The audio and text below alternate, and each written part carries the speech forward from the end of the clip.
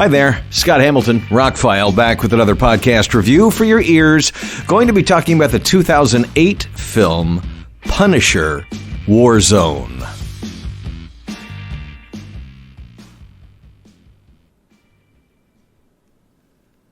So, they did a soft reboot. Well, actually, it's kind of a hard reboot, I guess. 4 years after the original Punisher movie, which I just reviewed in a previous podcast. It got a 4K Steelbook release recently and an upgrade to its original 4K, and it looked pretty good, actually. And so I was thinking this whole time, well, you know, I'm very familiar with the John Barenthal series. It was on Netflix, which has now moved to Disney+. I need to revisit the second Punisher movie. I remembered it fondly. You know, I remember liking it, but I honestly couldn't tell you much about it other than I remembered it was closer to the comic in tone than even the first movie was. Well, the short version of my review is, if you like the first one, you should watch this one. It's as good. I can't say it's better. I can't say it's worse. In some ways, it is better. In some ways, it's not quite as good. We'll get into it. But if you've never seen it, it's worth watching. So it took them a long time to get off the ground making the sequel. Thomas Jane was going to return. The same director, Jonathan Liebesman, was going to return. And it took them a while to get the script ready. The first Iron Man was already out there, so Marvel was beginning to start doing its thing.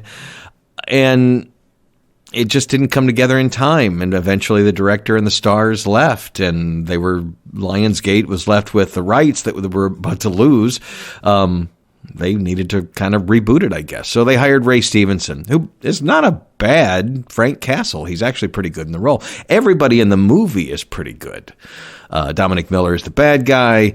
Doug Hutchinson from the X-Files plays a bad guy. He's one of the best crazy people that you'll ever see on film. And he didn't make too many movies after being that weird character on the X-Files for a couple episodes. And Julie Benz is in this. Didn't have a whole lot of scenes. I like her. I remember her from Dexter and several movies she's been in. She plays a brunette in this movie. But she has one of the more complete character arcs of the film. Ray Stevenson's Frank Castle doesn't speak for the first 30 minutes of the film. Doesn't say a word. The opening 20 minutes is nonstop action, and it is so over-the-top violence.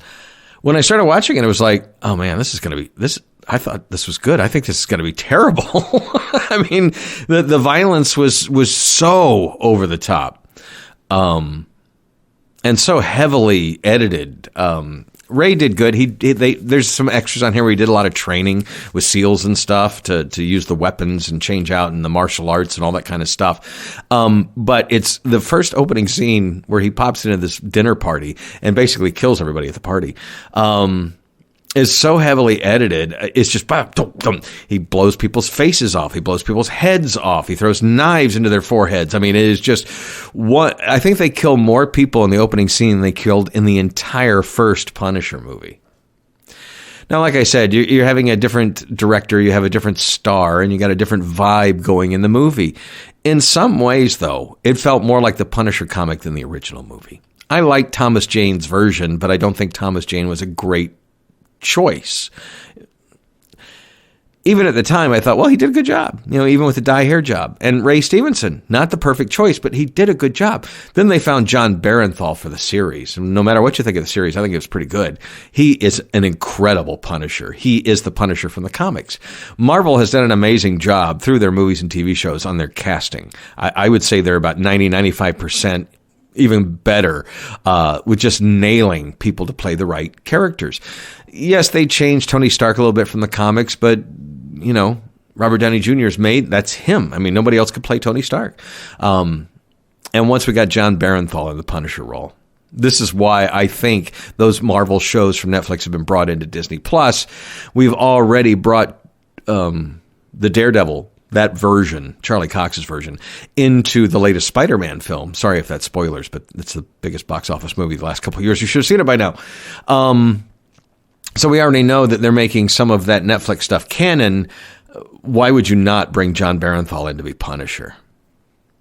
Oh, one thing I almost forgot. At the very beginning of the film, instead of getting the normal Marvel logo, like I said, this was a Lionsgate film in the early days of the Marvel universe, so it's unrelated to the MCU at the time. But Marvel was consulted on it, and this is one of the only early Marvel movies I didn't see Kevin Feige's name on it. Maybe I just missed it, but I didn't see him listed anywhere. But they've got a really cool Marvel Knights logo that shows Blade and some of their other R-rated characters, and it's black and white, and it's actually, I hope they bring that back. With Blade and with the Netflix shows coming to Disney Plus, if you didn't hear this week, Disney Plus debuted parental controls so that if your kids watch Disney Plus, you can block out the R-rated stuff from them. They are now going to be carrying R-rated stuff on Disney. That's incredible. And it's Marvel. I think that's even better. So anyway, I'm sure that's all preparing for, and they've said, Kevin Feige said more than once, that the Blade and the new movies that are coming will be part of a Marvel Knights kind of thing. So I really enjoyed that logo at the beginning. That was cool. So I don't want to get into spoilers in any of my reviews unless it is specifically a spoiler review. This plays out like a standard kind of revenge movie. In the opening scene, he accidentally kills a good guy and he's kind of repentant about it. And so that's his character arc throughout the entire movie while he's trying to dish out punishment and justice.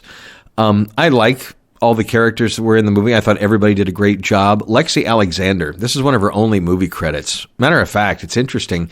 I've mentioned this on previous podcast. When you have a big property, why do you hire somebody who's unproven? She had done some TV and some foreign movies before this. She made this, another movie. She's directed a few TV episodes in the CW DC universe. And that's about all of her directing credits, or a handful of things. How did she get, well, she got a $30 million budget for this film, and I think it wound up making about $15 million, so it's considered a flop of its day. But she does a good job. I can't compare. I haven't seen any of her other work. Watching it this time, in the beginning, I thought maybe the directing's not so good. No, she does some creative things. Things are lensed very well, choreographed very well. She did a pretty good job with an action film, and she's obviously got an eye for superhero kind of stuff because that's kind of been everything she's done since, except for one movie. But I think in other hands, this movie would have been elevated a little bit. The action scenes are good, but if you put it in the hands of somebody who's really good at action, like John Woo, we'd have doves flying everywhere or whatever, birds. There's a scene where he hangs from the chandelier and spins. This is early in the movie, not spoilers. Some interesting choreographed things where it would be hard for the actor to do it, but they did it, and it looks good on film. The action is actually quite well done, and there's a lot of it, and very gory, very over the top. The movie is fairly well paced at an hour and 40 minutes or so. I didn't really have any problems with it this time. Like I said in the beginning, I was going, ooh, I don't know if maybe I just remembered this better. But by the time the movie ended, I was like, okay, well, there's a lot of elements of this that were more like the comic than the first movie.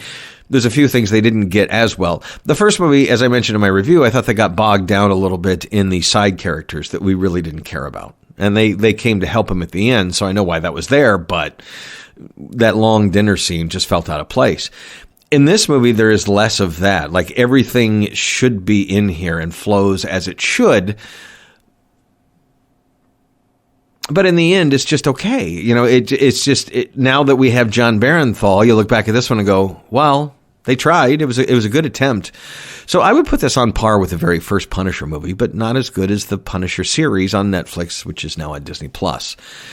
As far as the 4K goes, it's a nice upgrade. The Blu-ray is quite old now. I think it came out in 2009, and this 4K came out in 2018. I had an Amazon credit and could get it for like $2, so I went ahead. I was in the mood to watch it and ordered it. And it was definitely worth the upgrade. The Dolby Atmos soundtrack is incredible. Not so much a lot of overhead effects or dimensionality, but it's loud and it's very busy. The music even comes in. There's a lot of Blackstone Cherry, Drowning Pool type music in the movie. It comes through really clear and it helps. A lot of great bass response. A couple movies I've watched lately, not so bassy. This one will thump you from gunshots to explosions, grenades, stuff like that, flashbangs. It's a very active mix all the way around. If you're just rocking 5.1 or 7.1, I think you'd enjoy it. If you have Atmos, you'll really enjoy it. It's deep, it's busy, it's And the upgrade in the video, it looks better than the original Punisher. This is a more stylized movie, a lot more neon colors, especially the scenes in the end are in an old hotel that's been fixed up. So you'll turn a corner and there's bright green neon, and then there's bright blue neon, and there's pink neon and red neon and yellow neon, and that, and some smoke and some other things. This is the first movie was kind of gritty, down to earth, dull tones. This one is more bright, colorful in certain scenes. There's some very naturalistic and realistic scenes. There's some great nighttime scenes. The Dolby Vision HDR kicked in well. I didn't have too many crushed blacks or anything I could notice in the dark. There's a lot of dark scenes in the middle of the movie. All in all, it's a good 4K. You can get it cheap for about $16-17 these days, and you'll see it on sale for about $10. If you like the first Punisher movie, you're into the fringe Marvel stuff that's not part of the MCU, this is not a bad version of Punisher. I don't think we can buy Punisher the Netflix show on Blu-ray or 4K yet, but maybe once it's on Disney Plus, we'll be able to, now that Disney has the rights to it again. But I hope John Barenthal is brought into the MCU. I think he's a great Punisher. But kudos to Ray Stevenson for the amount of work he put in to do it. And then, I mean, you're a semi-big actor and you take this lead in this Marvel movie, this semi-Marvel movie, and you don't talk for the first 30 minutes. You have to look at the script and go, man, I'm going to have to just emote a lot of eye stuff, which there was. But again, I thought he wasn't a bad one. He's a big hulking dude, so that played in his favor. But, we've got John Barenthal now, and he's just perfect in the role. No slight to Ray Stevenson, who, stepped out of the box and stuff he normally plays and did really good in the role.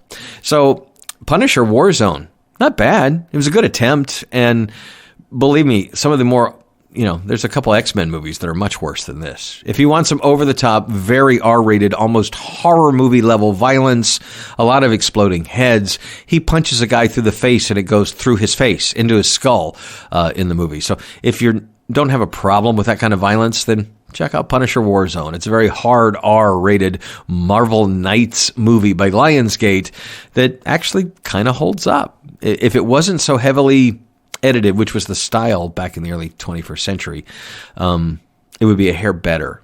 But choreography's good, the action's good. It's a decent version of the character, but it ain't John Barenthal. Have a great day.